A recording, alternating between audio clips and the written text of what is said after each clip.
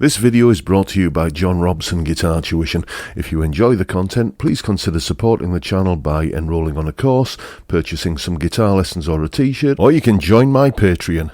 Now, on with the show. Hello chaps, welcome once again to John Robson Guitar Tuition. As always, and especially at the moment, I do hope you're well.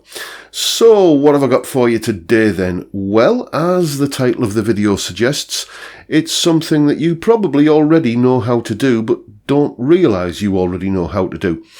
In a moment, you're going to hear a 12-bar blues solo, and in that solo, you're going to hear a couple of rather exotic-sounding licks. And when you hear them, you're probably going to think, dearie me, I bet I've got to get me noggin jogging to understand what's going on there.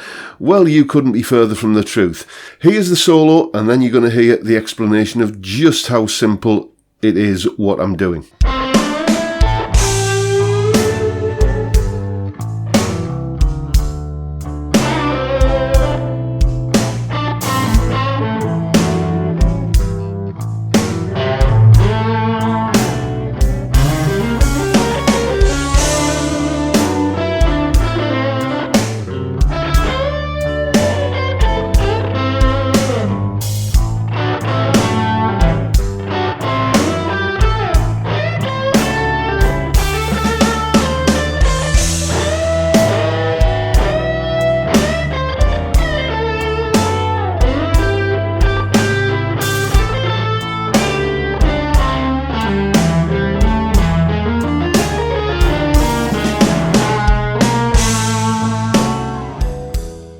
Okay, here's the trick for playing those kind of jazzy sounding exotic licks in a blues without getting bogged down in theory.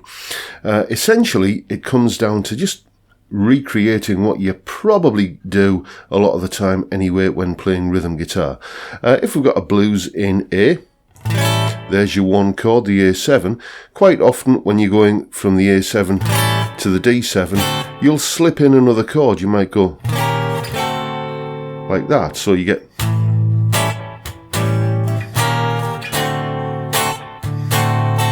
like that, and that's all there is to it. All you do is, as you are playing your lead part, and that solo was just using A minor pentatonic, there was no other kind of clever shenanigans going on. Right before the chord ascends from the one chord of A7 up to the 4 chord of D7, I'm thinking about this E flat 7th shape. Okay, and because, you know, a little bit of knowledge of the fretboard always comes in handy, I know that this G note here is also here. I can add that into the shape, and I know that this D flat or C sharp note also occurs here. I can add that into the shape, so instead of playing that shape, I'll play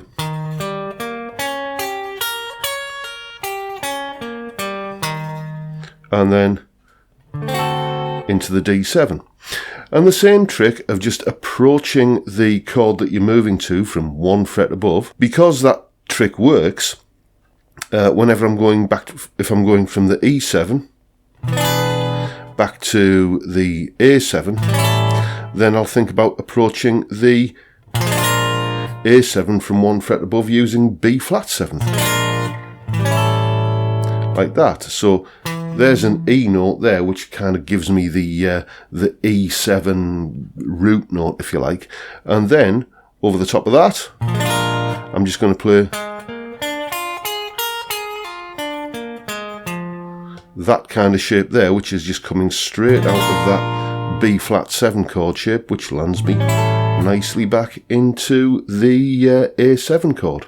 So all you got to do is think about the chord that you're going to and just go to it from one fret above in the same way that you will often do when you're playing rhythm guitar parts.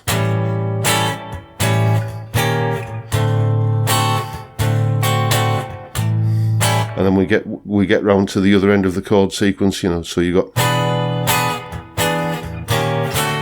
that.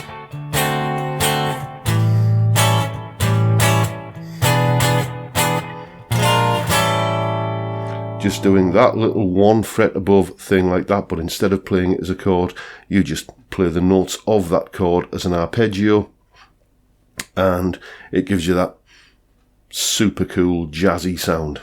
Simples.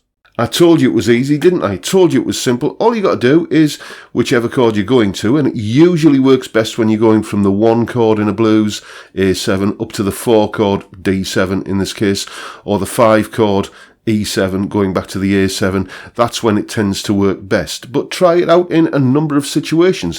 Whatever chord you're aiming at, go to it from a semitone above. It's a form of outside playing, and you can explain all of this in terms of the super Locrian mode and tritone substitution and stuff like that, but that's not how I learned it. I just learned it through, you know, going to whatever chord I was aiming at from 1 semitone above. The rest of that solo there was just pure straight ahead A minor pentatonic. I wanted to keep the contrast between just the simplicity of the regular blues licks and then those sophisticated licks. But if you wanted to add in some more chord note targeting in the way that we looked at a few weeks ago, I'll link to that video down below, by the way, you know, kind of targeting notes within the individual chords, then you could do that as well. And, you know, combine it with this technique, you'd be into full-on Robin Ford territory, and, you know, in a very accessible way, I think. Anyway, so, as always, the tab for that solo and the jam track is up on my Patreon page. Check it out. It's only $3 a month, and you get all of these YouTube lesson tabs and loads of other great stuff as well. What else do I need to mention? The Fret Zealot giveaway. We're into the final week of that now. Basically, we're giving away Fret Zealot to celebrate the fact that 2 of my courses are available on the Fret Zealot platform. Play lead guitar the easy way and making the modes easy. Both of those courses are available on the Fret Zealot app, and yeah, we're having a giveaway. If you want to win a free Fret Zealot, then all you got to do is make a donation of £5 or more to Zoe's Place Baby Hospice. Link is in the description. Once you've made your donation, screenshot the receipt, send it to me at this email address, and you're entered into the draw. I'll be drawing a winner on the 7th of May, which is this week. I'm not sure, is that Thursday? I'm not sure. Anyway, 7th of May, I'll be drawing the winner and announcing who that lucky person is who's won a free Fret Zealot shortly after that. And if you don't win, don't worry, you still can get a Fret Zealot a little bit cheaper by using this discount code you can see on screen. Use the link in the description to make your purchase. Use that discount code, you'll get a little bit of money knocked off. And that's it for today, folks. Don't forget the live stream on Friday, 5 PM UK time. We're going to have a beer, we're going to have a laugh, we're going to have a chat, and we're going to have some fun. That's usually what happens in these things anyway, so it's great fun, so, you know, why not check it out? And that's all I've got for you today. Hope you've enjoyed the video. If you have, hit the subscribe button, notification bell, and give me a like while you're at it. And I'll just take this opportunity to say thank you so much for your time. Thank you for watching, and I look forward to seeing you all again next time around. Bye for now, folks. Stay well.